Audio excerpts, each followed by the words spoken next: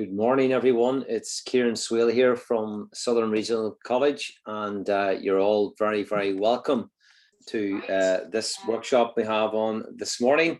We're going to be looking at new product development, and I'm delighted that we have three speakers this morning.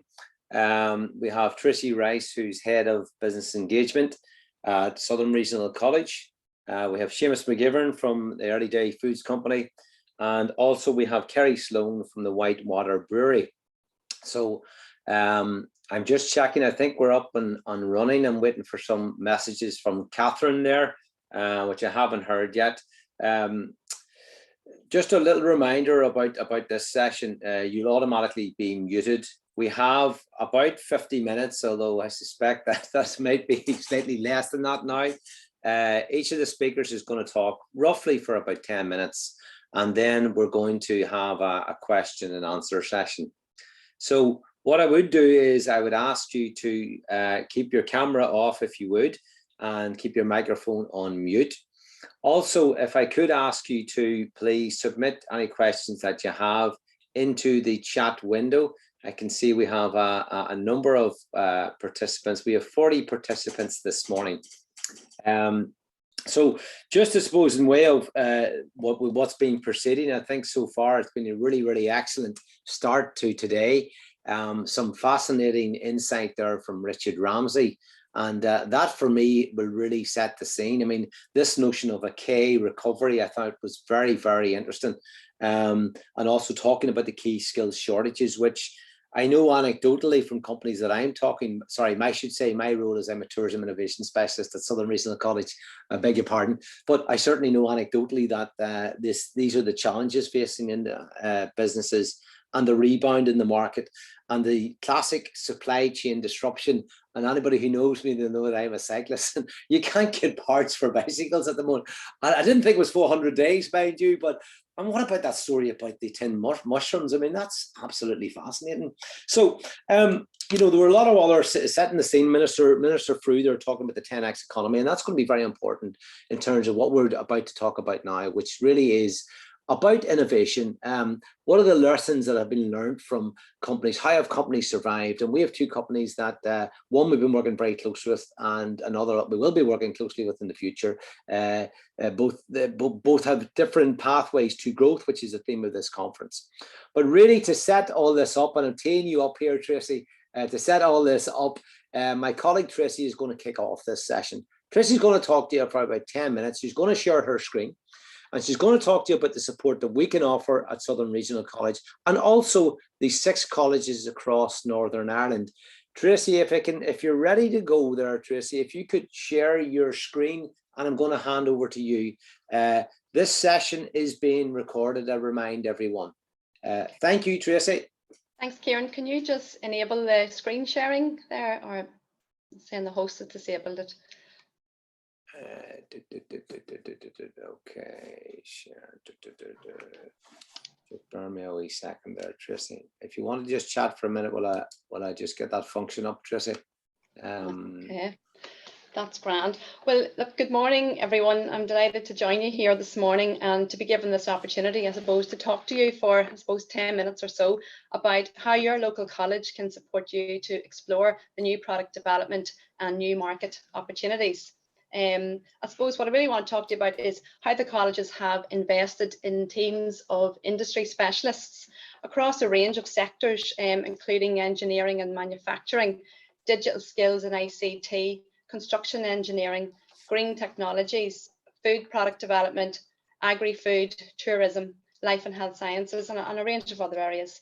These specialists work with small businesses to support them with their new ideas and new developments within their business, whether it's new products, new services, or indeed new and improved processes within the business.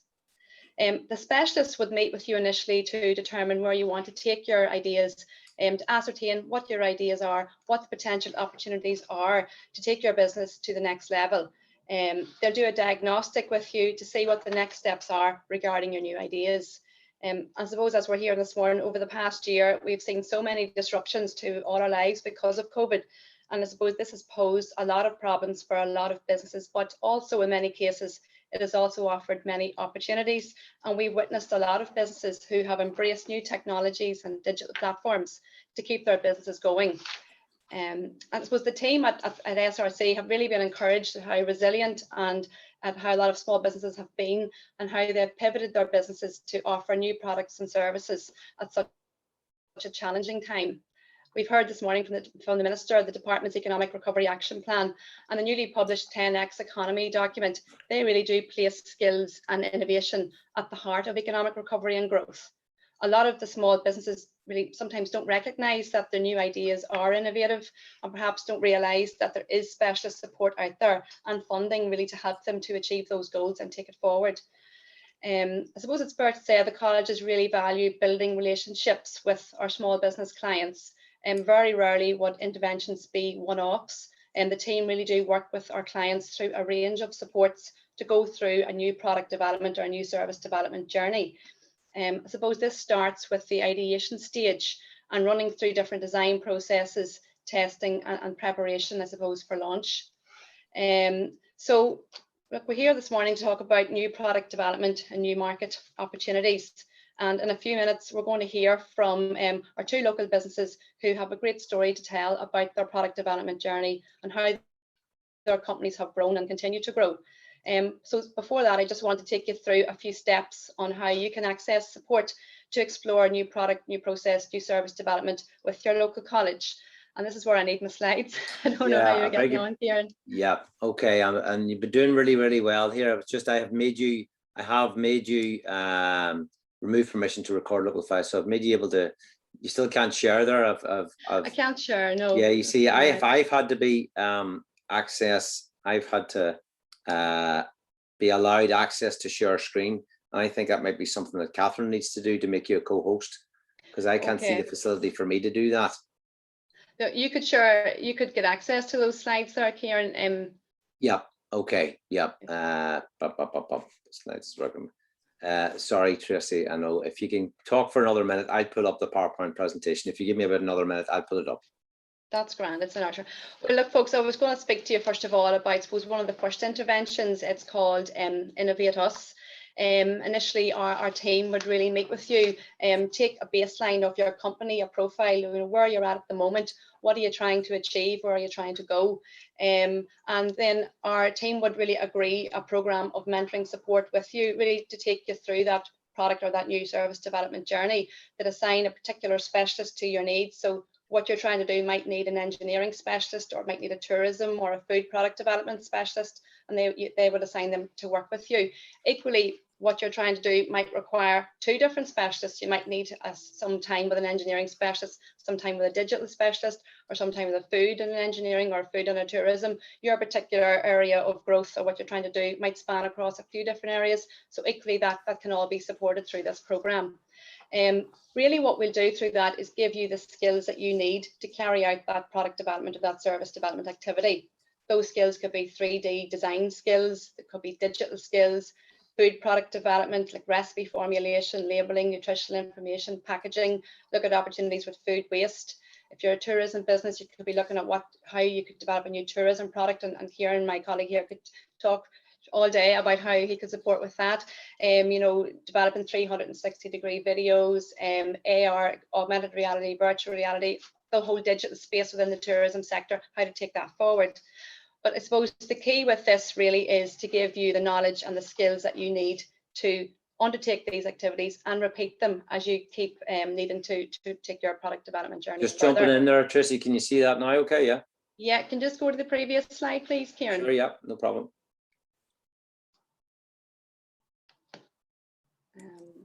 Yeah, that's us now. So I suppose that's this support under Innovate Us. I said it's the mentoring to give you the skills you need to how do you start on your product development journey. It's very bespoke, and it's available to businesses who have less than 50 staff in Northern Ireland. You could get anywhere between 30 to 60 hours support to give you those skills. And I said that you could be looking across a range of different technical areas, and you can access up to 3 of these projects over the journey of what you're trying to do. That could be up to 120 hours of support that is fully funded. So it's an excellent opportunity, you know, if you're looking at that. Over the last 3 years, the 6 colleges have delivered almost 1,500 projects. So that is, it's astounding, and that's continuing to grow, and there's commitment from the department to continue to fund that. We've seen a lot of new developments, businesses growing, increasing sales, creating jobs, and I suppose, you know, tellingly 95% of businesses who participated really have said they've increased their confidence and ability to engage in new product development and, I suppose, innovation activities. And then I suppose moving on to the next slide, Kieran, the next step, I suppose, or another step in that whole journey is looking at an innovation voucher. I suppose this programme is funded by our colleagues in Invest NI, and it really offers support by way of research and development activities. I suppose this previous programme, this Innovate Us programme, really is about giving you the skills you need to embed into your business to carry out product development activities.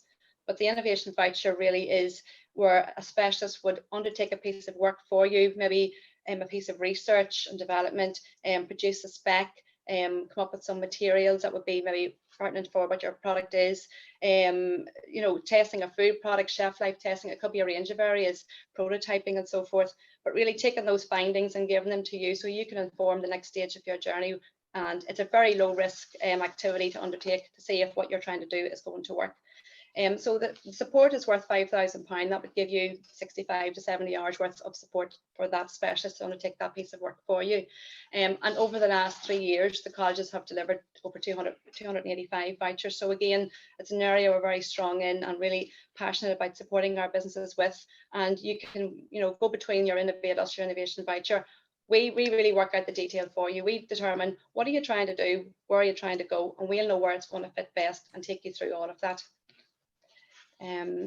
Okay, so yes, then following that, I suppose as you go along your product development journey, as your business is growing, you may identify, I suppose, a new development opportunity that really requires bringing a graduate into the business, maybe where you need to bring new skills into the business for a longer term intervention.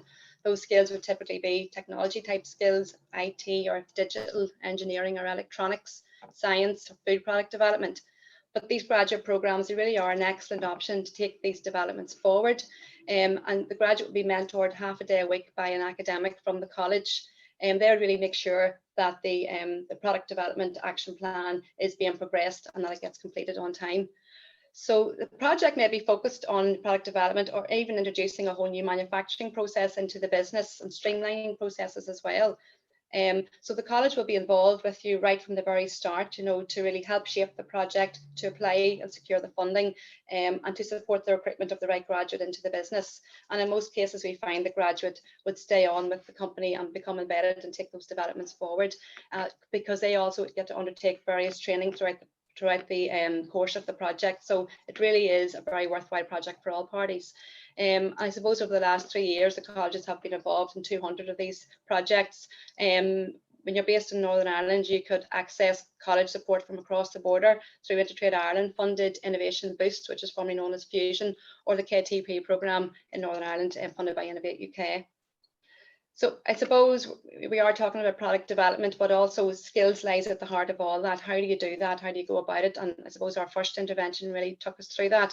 But I just wanted to take a moment just to, you know, inform you as well that there is fully funded support in terms of skills development also. So for yourself or your staff, you may need to undertake training in a range of areas. And as long as it's accredited training at level 2 and above, you know, you can get access to 100% funding towards that. Provisions tailored to meet your business. It can be, most of it at the moment is being delivered virtually because of COVID, so it has worked very well, and a lot of people are enjoying the online and blended programs. You could be looking at leadership and management, customer service, or you could be looking at a technical area aligned to your particular sector. There's quite a range of things there.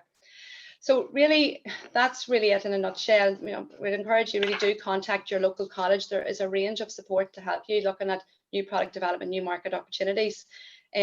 All the colleges have dedicated business support sections on their website, very, very active also on social media, so do follow us. We can give our details at the end, but we're also happy to put you in touch with your own local college wherever you're based. And as I said, there's a raft of expertise there, and people are willing to really talk to you and see where you need to go. Great. Tracy, thanks very much. That was a whistle-stop tour of the support that's available from the colleges in Northern Ireland. So well done, and well done of you did very well there without your slides. There you are. You see, you're a natural, Tracy. You're a natural. We're used to technical glitches the odd time here. You got over. Well done, you. So thanks very much. As Tracy rightly says, if certainly I'm a colleague of Tracy's, and if we can help you in any way, this, I've taken a lot, even just for a reminder there, Tracy, about the innovation and the innovation boost, which used to be Fusion. Is another great program we've done availed of a lot. And I'm now going to hand over, Seamus, if you want to unmute your microphone, please hand over to Seamus. Has been, I suppose, nearly become like a friend, a good friend, is a good friend of Southern Regional College. And Seamus has been able to forge that relationship down the years, particularly with my good colleague, Brenda Callahan. I know Brenda's on the call today as well. So Seamus, what will be really, really interesting, I think, for our listeners, the theme today is very much about new product, new development. And you heard at the start, Sarah Travers, talking about the word survive and thrive. And again, I come back to what Richard Ramsey was saying about the challenges that we faced, about the skills shortages, but yet within this, companies have been able to survive and do more, innovate and go in new directions. So maybe kicking off, Seamus, if you wouldn't mind, just giving everyone in the audience a bit of background to early days. And then we can talk a little bit about the product range, and we can bat forward and chat for about 10 minutes. I'm going to hand over to you, Seamus. Good man. Thank you very much. Just to give you a wee bit of background, Early Days Foods, we started out in 2012. We supply nursery schools and creches throughout Ireland with a range of meals. We make them in our base in Dundalk, and a lot of our product development goes right back with the college. My son Ryan, who's a chef, he came through the Kieran College in Newry. I'm a product of business school in Newry as well, and the college, so we have a long affinity in that world. But we did a lot of work with the college back at the start, developed the products, and we now have a staff of 14, and we're supplying somewhere around 3,000 meals per day to nursery schools through most counties in Ireland. We haven't got to every county yet, but we are growing. And as this is about innovation and product development and stuff, and we have continually developed and looked at developing our products, looked at new markets, looked at opportunities, because that's the one of the things that keeps us to the fore and keeps us growing. Yeah. So maybe it would be interesting. So thank you for that. So you're employing 14 staff, and I'm sure it was very, very difficult for times in the last 18 months, but you've been able to keep the staff on, and now yes, things are building up again. Can you give us some idea in terms of your product range, in terms of like even the process, Seamus, of new products and emerging products? How do you go about that? Well, in the first instance, we looked at the market and what the market was being supplied way back in 2012 and the type of dishes they were looking for. Did work in line. Ryan did a lot of work with the Education Authority food guidelines, and there are guidelines out there for nutritional guidelines for children. So a lot of our meals would be normal meals kids would be eating at home. There'd be Irish stews, cottage pies, right through to curries and more modern dishes, and looking at things, modern trends and vegans and stuff like that. So where we went with the product development was looking at seeing where we can go free from and lower salts, lower sugars, make them nutritionally better balanced, and some of the challenges that are all around all those things while remaining tasty at the same time. So you're a small team of 14, but I imagine, yeah, so your innovation probably happens in small groups, or maybe is there through informal chats, or do you set aside specific times or specific area within the company where you go and talk about, or is this like just an ongoing process? Generally an ongoing process. Well, partly the fact is we are a family-owned and run business, and it's over the dinner table or over a beer or whatever. Yeah. A lot of the chit chat comes, but a lot of it actually comes from talking to our customers and having conversations with them and asking them what are their challenges, what are they thinking about, what's new to them, and even having those conversations with networking with people. And that's one thing, not alone the help and support you get with the product development, is talking with the college and talking with other people. Did you find out what's happening in the industry, where the trends are, and getting an understanding of the market? Okay, so in terms of some of those, you've talked to us about the growth of the company, and you're very much early day foods, and you're operating on an on-island basis. What about some of these that you've indicated, some of these trends? Have you in turn, come up with, or maybe you can't share this with us just yet, but are you, are there new products in the last 18 months that you've introduced or you're about to introduce? Well, we're always adapting the menu. We run a rolling menu, to say, and we're always looking to bring on a new dish. So, like, there was a Mexican rice that was developed there. So, it particularly was designed that it would have be free from, and so you're kidding. We're working with children, and children have a lot. That's the greatest area for allergens, and they have allergens and they grow out of those allergens, and so you're having to cater for all those things. So, but moving forward, we're looking at different things about food waste and how can that be used within products and development, and that's one area that's going forward. There are a few other things that we're working on now with Brenda, and that are a wee bit sensitive to disclose, but they will help meet staff shortfalls and within the industry and stuff like that there. So in fact, my son Ryan, the head chef, he's out on testing with product development, brand spanking new product today now. So and that will show big dividends hopefully come September. Yeah, I mean, the food waste, there's a lot of things happening in the food trends. I know Brenda and Emma and Rachel get the food trends. I think it's a resource. I'm sure you're familiar with it. Yeah. It's fascinating. I came into a workshop last week of theirs, and really, really interesting. And this food wastage is really, really interesting. There seems to be a real focus on it in the last year. Yeah, it does seem to be that way, because, well, if you look at if every bit of food that we don't waste, we use, it's helping the environment. Is that green economy that was mentioned earlier on, that is going to be one of the big things going forward. Well, then that's the big opportunity. Then all as businesses can look at it, and that support from the college and the team there can help us develop that and keep us focused on it. Yeah, I mean, things that term, I heard the term of the whole animal, and I was going, oh, that's interesting. And it brought me way back to my grandmother and the way she used to cook food, using different, so what would have been perceived to be, I suppose, cheaper meats or cheaper cuts, and yet those are the most tasty, and maybe this is very, very interesting, of using every aspect of whether it's meat or plant-based products, but it's using the whole, to minimize wastage, as you say.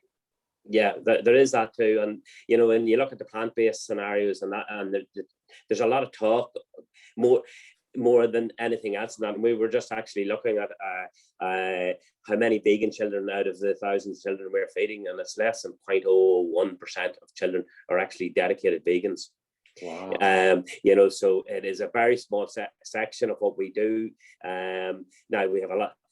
The allergen aspect is our big challenge, and making free from is within our sector at this minute in time. But we're also looking at it and making sure we're on top of all those trends and challenges. Okay, so tell us a little bit about then, in terms of support that you've received, either from our own college or other colleges or Invest NI or Newry Council or anybody like that. Okay, we go right back to the start. When we started out, we were small, so we got somebody else to make the food for us, because when you have one customer, having a production kitchen for one customer isn't feasible. But we built it up to a level that we felt that it was ready to go into manufacturing, and we started all that manufacturing trials actually in conjunction. And I think it was an innovation voucher we had, and we used that in conjunction with Brenda, and we used the kitchens in the college. Right, to do tastings, and there were some videos, I think they're still on our site, of those tests, so that could be 2013 coming in around then, so there was a bit of work done on that. So going right back then, and then as the whole product evolved and was looking at labeling was another big issue. There's big changes in labeling that came along, and as a small business, where were we going to resource that? How are we going to resource that without the likes of the expertise of the college and Brenda in particular? So that left us, we were actually ahead of the trend, because we actually had an AHO actually question us and says our labeling wasn't right. And he says, it is right. It's actually to the labeling requirements that are coming out next year, which was allowable. So in terms of, the labeling and the allergens has been really key in the last 3 years. But in terms of your workforce, so how do you keep them I'm sure it's been really, really difficult for you. How do you keep your workforce happy? Well, in the first instance, it's talking to them, communicating to them, reassuring them that their jobs are secure, that the workplace is, with the COVID, the first thing was making sure the workplace was safe and secure, that we had all the protocols in place and stuff like that. We've had a good, working with environmental health and stuff like that. You're working with a restricted work practice anyway, so you're having to have a lot of those sort of principles in place. So it is about communicating, reassuring them and putting the arm around them nearly, although you can't really do that either at this minute in time. No, of course not. I guess in the theme of this particular session, and I suppose as the conference, two companies that are really finding it difficult and are struggling at the moment, what, I suppose, in terms of optimism or help or tips could you give to them? Well, the first thing would be to look at, the first thing for any business, I believe one of the first things we did was look at our cash flow, making sure we were strong in cash flow, making sure we had that right. And that's one of the areas that was very, very important. People is very important, making sure you have the right people in the right place doing the right job for you. And having that positive outlook, asking for help and asking for support. We're not alone in business. There's other people. Networking is very important, and having that people, even, Brenda's there for us for product innovation and around that, but it's good to have that chat, conversation, friendliness, and even the likes yourselves and everybody else in the college is using the support from college and any other organizations. And the one thing I would say to people would be, don't be afraid to discuss what you're doing or anything else with the likes of the college, because while as you say, I'm a friend of the college, and the college would be very friendly and helpful to me, I never hear anything about anybody else's business really. So evidence treated in confidence, and I'm very confident in that Brenda knows a lot about my business, but the world doesn't hear anything about my business unless I approve it. On that note, Seamus, I think there's lots of positivity, and it's very honest advice that you're giving to anybody coming into business or existing business and beginning to question. And you're talking very much about having the people in the right place and the ability. It's okay, look at your cash flow, but actually hold on, ask for help. And there is, and I again endorse what Tracy was saying there is plenty of support out there from a number of different, all the agencies. So on that positive note, because it bridges very nicely, Kerry, if I can tee up Kerry there, if you're ready to turn your camera on, Kerry. And thank you very much, Seamus. I really, really enjoyed that. And that's going to bridge over nicely to Kerry, because Seamus there was talking about having the people in the right place and the importance of just talking to your staff. And I know that from previous conversations with you, Kerry, that's something that Whitewater Brewery, that is very close to your heart. So a good morning to you, Kerry.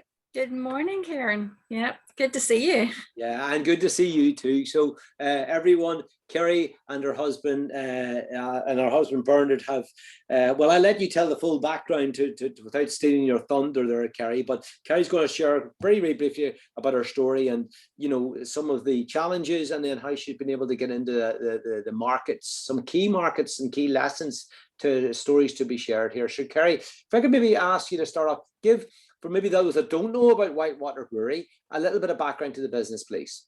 Yeah, of course. Yeah. We started 25 years ago. So this is actually our 25th year anniversary. And we started on my husband Bernard's family farm outside Kilkeel up in the Mourne Mountains. And it was just the two of us. We started very small.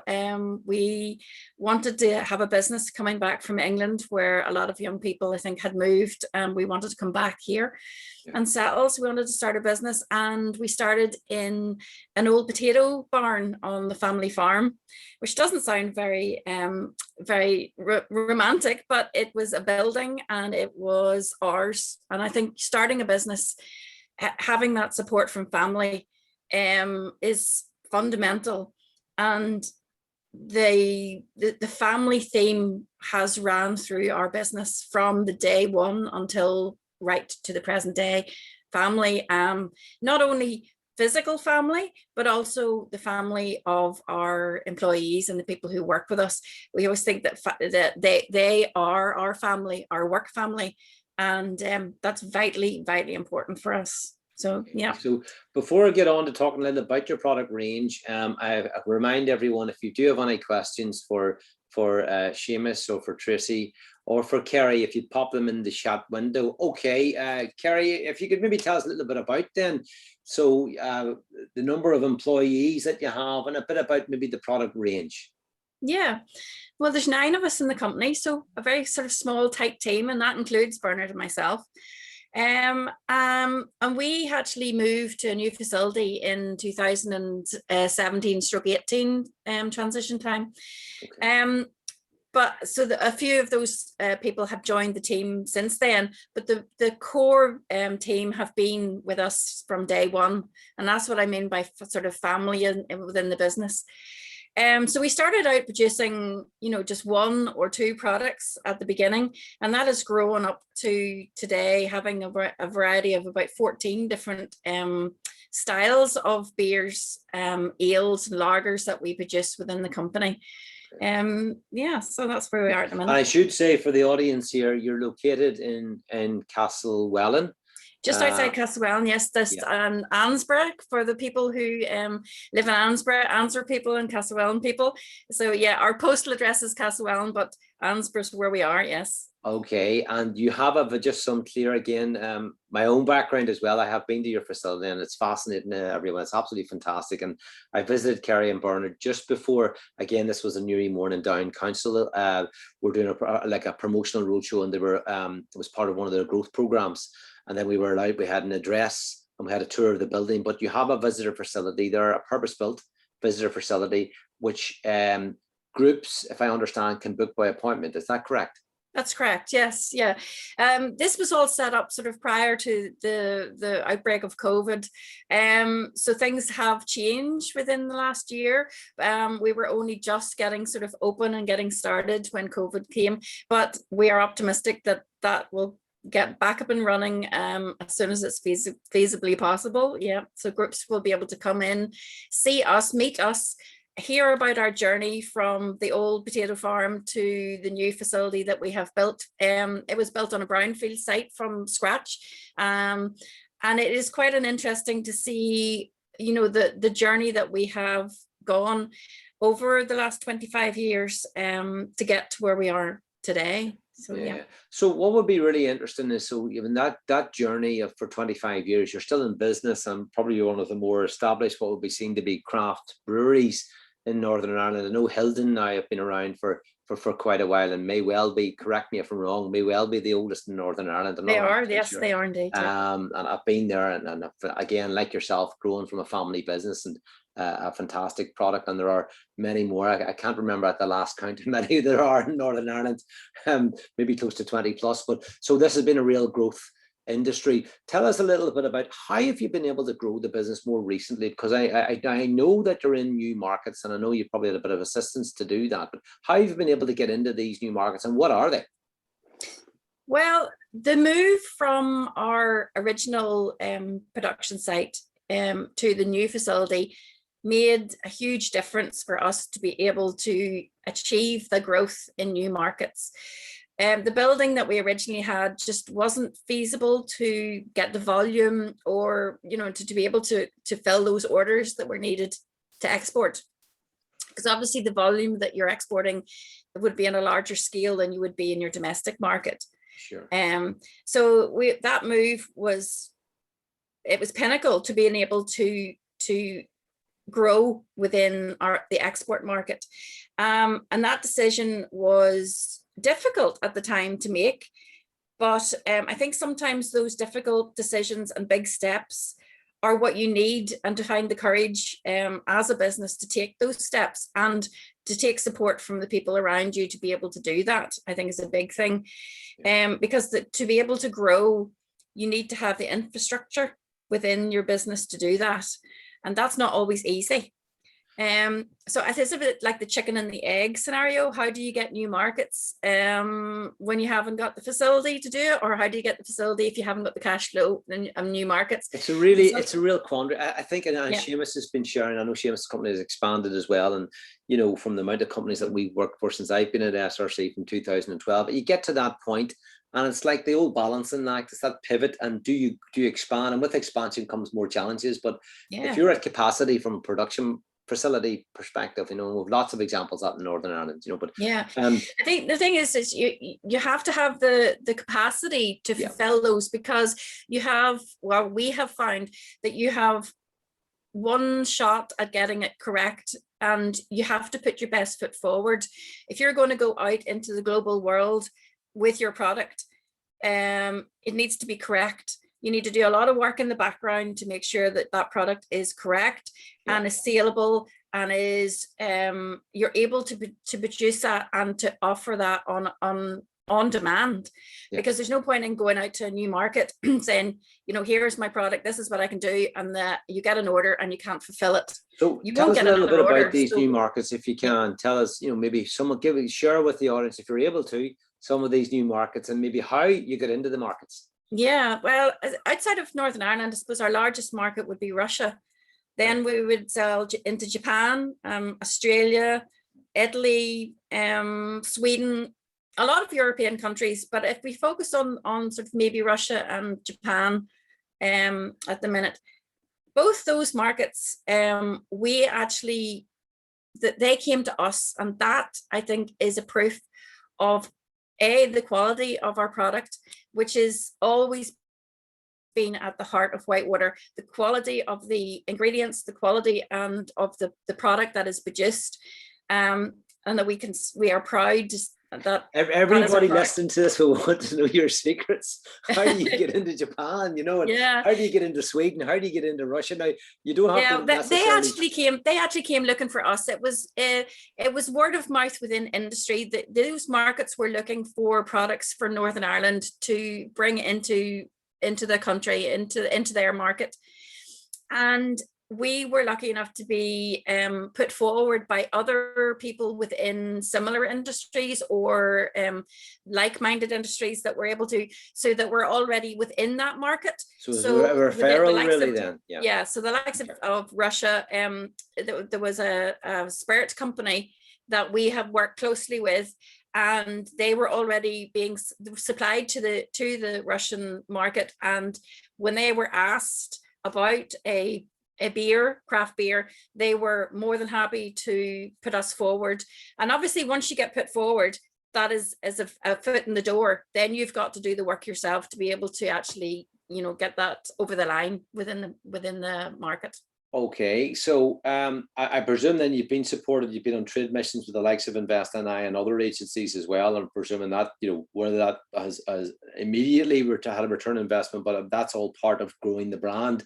Absolutely. What would be really interesting for this audience is tell us a little bit about, where do you come up with the new ideas? Where do you come up with it? How does that happen?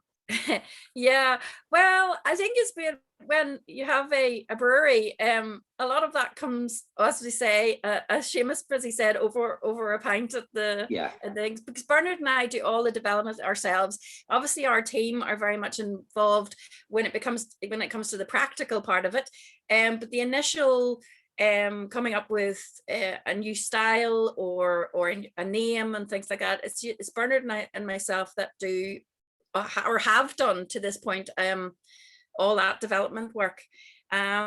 We then we listen to a lot of the industry and the trade that we work within. So the bars and the off licenses that we supply to, we listen and speak to them to find out, you know, what are people asking for? What are the trends that are emerging? Where's the new thing that's going to come on?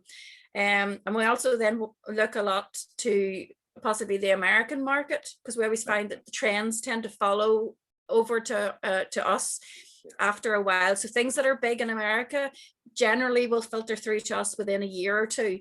Yes, it would seem to forgive my beer novice here, but certainly America would seem to be the home, if you like, of craft beer. And I suppose I'm going to cite New England, and correct me if I'm wrong here, but yeah, no, you're right there. There's different styles, obviously, that you can have. The Americans have done very, you know, their craft beer is huge, their market.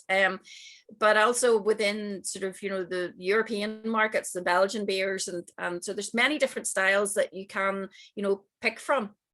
Okay, so have you received support then from your local council and from Invest NI and other agencies?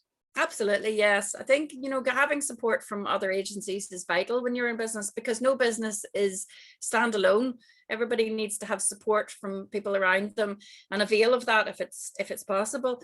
We've had great support from Invest NI, you know, with financial development and capital investment, and again from Newry and Mourne District Council for support and you know, for showcasing us as a company and being able to get ourselves forward. Yeah.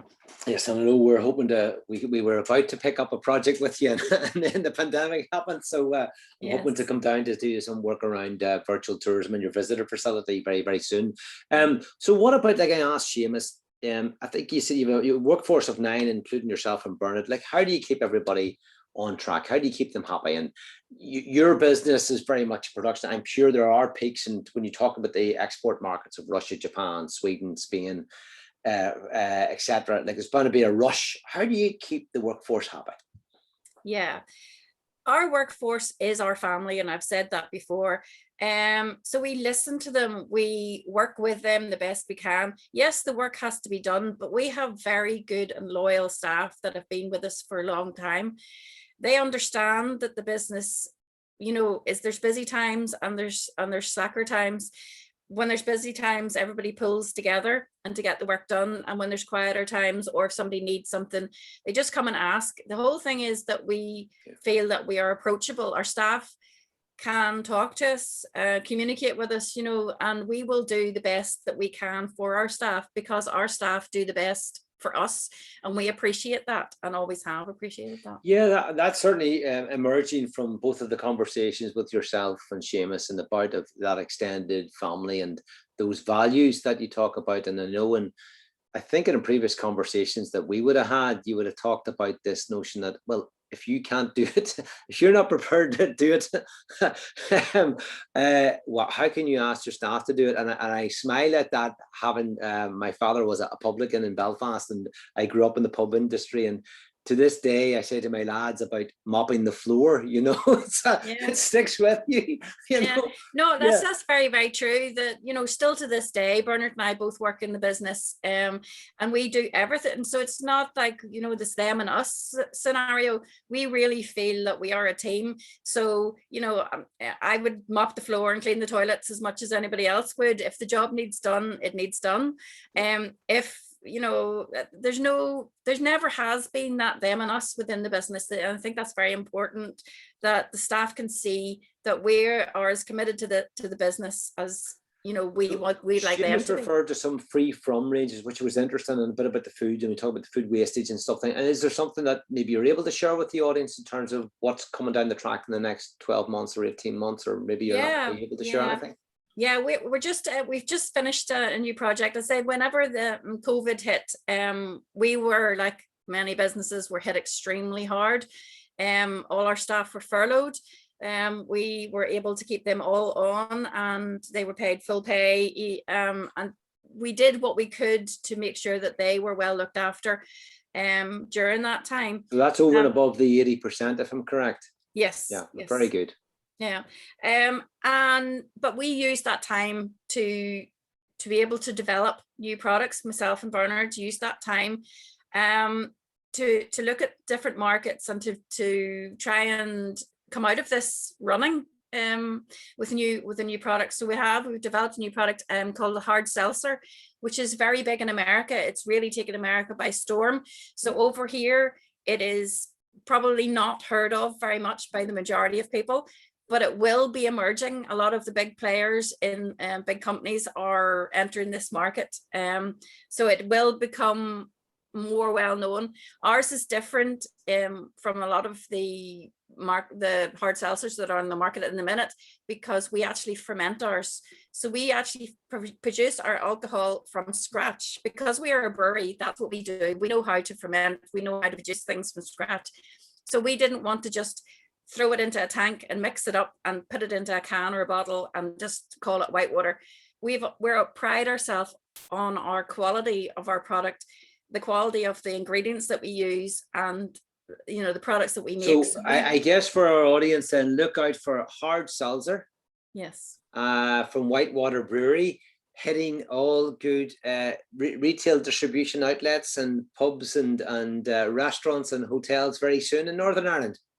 Fingers crossed, Kieran, fingers so crossed. We have at this stage, Kerry, you know, we could talk, there is a question in the chat box that I'll come to in a wee second, but I've really enjoyed, as you know, I could chat a lot more to you about your story, and as with Seamus. At this stage, if I could ask, bring in, if you could stay on, Kerry, if you would please, could I bring back in Seamus and Tracy, if you would, just one or two questions. I can see questions in the chat box. If you wouldn't mind turning your cameras on and your microphones. There's a question from Jake. Thanks, Jake, for the question.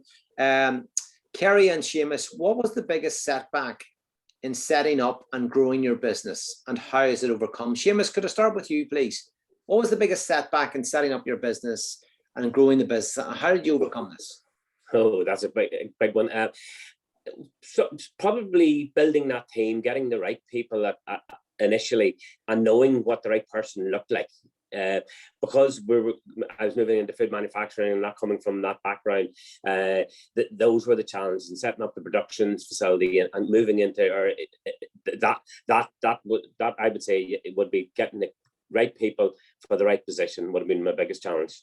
Okay, right people for that's coming. I mean, you've said that before, and I think you said people in the right place, which is what you said originally, and so that's coming forward. And maybe if you could ask the same question, please, to Kerry. Kerry, what was the biggest setback in setting up and growing the business? Question from Jake.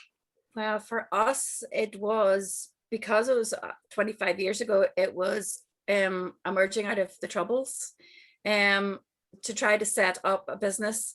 And also there wasn't, as you said, you mentioned Hilden, but there was only Hilden at the time. So there was no comparison of building businesses for support for like the likes of financial support or anything like that. There was nothing for them to gauge on. So I think financial support was very, very difficult at the beginning, because to get financial support for a business that didn't have other comparison businesses to compare to, it was risky for a lot of lenders and things. So that was our hardest. And I'm going to bring in Tracy here. Tracy, if you could unmute your microphone there. Just, I mean, that question could apply to any organization or business, Tracy. I suppose in terms of the last, it could be the last 18 months, but you in your role as head of business engagement, how have you found, what's been the biggest setup, the challenge that you've had as a manager of a team, and trying to do what's been the biggest challenge, and how have you been able to overcome that? I suppose it's just been all the disruption, to be fair, Kieran, with COVID. I suppose as it happened with ourselves, in your role and on your colleagues, it's that reliance on going out, that relationship building and working with all our clients in what they're trying to do. So having to just move everything online and provide all that support virtually was a massive challenge. But I have to say the team adapted to it very quickly, and we were able to, I suppose, move all of our services online and let our clients know that we could still mentor and do demonstrations, do what we could, through the online channels. And I suppose that will continue, although we're glad to be back to some degree of face-to-face and getting out to businesses. There's no doubt about it. You do still need that practical support with your person. Yes, and with a minute left here, I'm going to try and quickly sum up there. Thank you, Tracy. It's been fantastic to have the three of you, and I hope our audience here has benefited from this. Some great tips, and I've jotted a few down, and they follow on nicely from what Richard Wright was saying, but very much is talking to your employees. The fact that you were able to keep 14 staff on all the time, Seamus, and likewise, Kerry, you were able to keep 8 staff on throughout, even with the furlough scheme, you kept them on, and that extended family is the lessons. But that innovation happens, it doesn't necessarily be through a formal process, but innovation happens in both of your companies through talking to your employees and from talking to your customers, and don't be afraid to talk. I suppose an old adage, don't be afraid to do that. So once again, just thank you very, very much for today. And I think we're going to soon be taken back into the main conference area. I have a notion we're going for a coffee break. So thank you to everyone who's participated today, and we'll see you all soon. So we're now being counted down. I think we've about 4 or 5 seconds, like that weather. So we're now on to being, so thanks again. Cheerio. Thank you. Thank you. Bye. Thank you. Bye.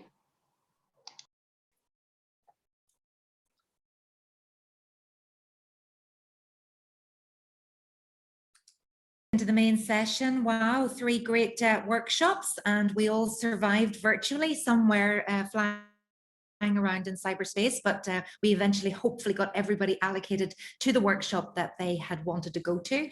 I'm already hearing great feedback, some super invaluable advice and tools and suggestions. So if you want to pop into the chat, anything that you've heard, that any takeaways from any of the sessions, it's always great to see who's actually here with us today, and what you find most interesting. And again, questions for our speakers to come. We're going to take a quick coffee break now. I trust you know where your kettle is, or maybe you've got a nice fancy coffee machine, but we are taking a very quick break. We're going to be back here at bang on 11:15. So top up the caffeine levels, and you are going to have a fabulous speaker coming up next. We have the wonderful Brian Reid, CEO and co-founder of Deli Lights Ireland. This is an inspirational story of a husband and wife business that started making sandwiches in their kitchen. Yes, it could be you, in the kitchen of a restaurant, and they now employ 300 people almost. So let's hear all of that story in a few minutes' time. For now, though, enjoy your coffee break.